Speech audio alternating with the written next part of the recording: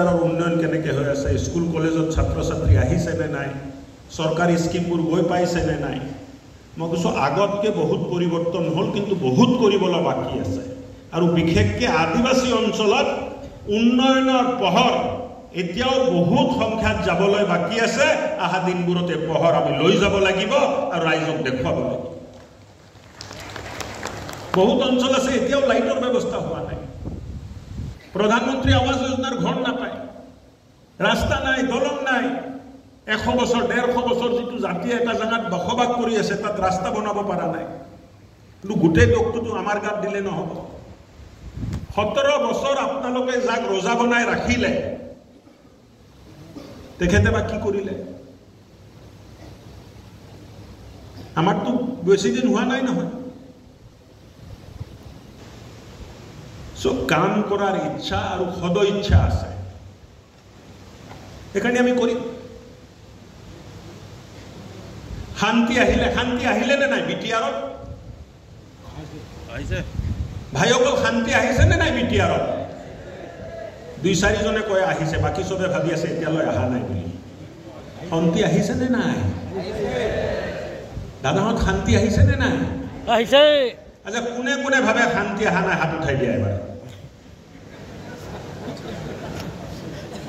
2-4টাই উঠালে। আজি কোকৰাঝাৰ আৰু বিটিআৰ অঞ্চলত স্থায়ী শান্তি আহিছে। বাহিৰৰ পৰা মানুহ আহিবলৈ ভয় নকৰা হৈছে। মহিলা ৰাতি 12টা বজাত স্কুটিত ঘূৰিবলৈ ভয় নকৰা হৈছে। আৰু এইটো যদি হ'বলৈ পাইছে একমাত্ৰ ডক্টৰ হিমন্ত বিশ্ব শৰ্মা আৰু প্ৰমোদ বড়ো ডাঙৰীয়াৰ কাৰণে হ'বলৈ। আজি আপোনালোকৰ কথা শুনা হয়। এই চৰকাৰৰ দিনত আপোনালোকৰ লগত কথা পাতিবলৈ মুখ্যমন্ত্ৰীয়ে মন্ত্ৰী এজনক নিয়োগ কৰিছে। আগত কোনোবাই কথা শুনিছিল নেকি? হ'ব হ'ব বুলি কৈ চাই দিও, মেমৰেণ্ডামটো ৰাখি দিয়ে, খুৰ টোপলা এটা 2 লাখ টকা দি পঠাই দিয়ে। সঁচা নে মিছা? ঠগালে নে নাঠগালে? হা? আৰু আমি কৰিম, আপোনালোকে ভোট নিদিলেও কৰিম। কি আমি উন্নয়ন বিচাৰিছো না, আৰু কাকো বাদ দিয়ে অসমৰ উন্নয়ন হ'ব নোৱাৰে। সকলোকে লগত লৈ আমি উন্নয়ন কৰিম, এই সংকল্প লৈ আমি কাম কৰি আছো। এতিয়া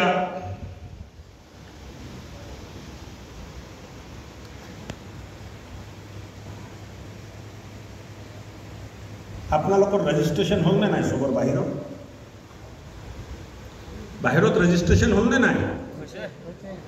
কাৰ কাৰ হোৱা নাই হাত উঠাই দিয়াচোন। বাহিৰত ৰেজিষ্ট্ৰেশ্যন হোৱা নাই কোনোবা আছে? চবৰে হ'ল?